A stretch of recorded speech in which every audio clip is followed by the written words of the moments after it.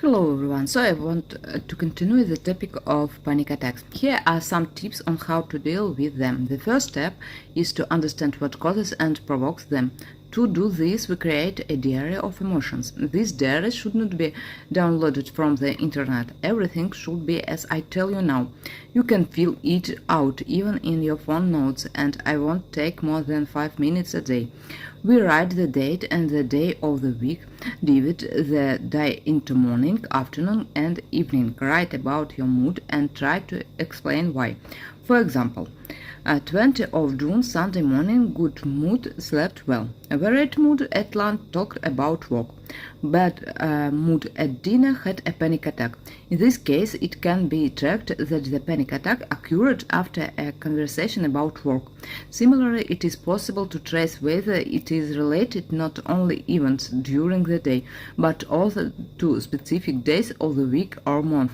For example, Russian singer Polina Gagarina said in an interview that her panic attack stopped completely after she divorced her husband.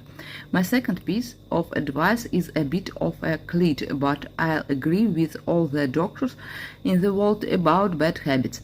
Almost everyone who suffers from panic attacks finds that they either go away or become less severe and intense if they quit smoking. I know this is a bit of a shock for smokers, but unfortunately it's true. My third tip is similar to those given by other psychologists and psychiatrists, but I believe it is more effective. It normalizes blood pressure and heart rate, calms the mind and reduces oxygen saturation in the body.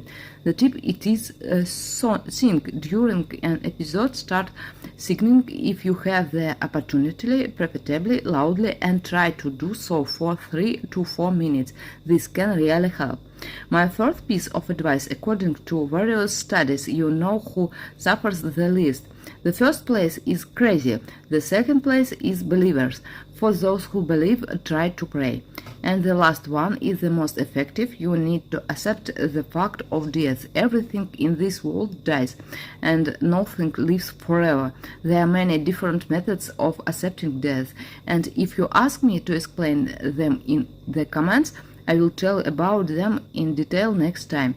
Only by realizing that we are all mortal and will eventually leave this world can this disease be at least partially alleviated. Of course, if the disease is advanced, you will need medical assistance and medication. I hope this article was useful to you. Like and subscribe.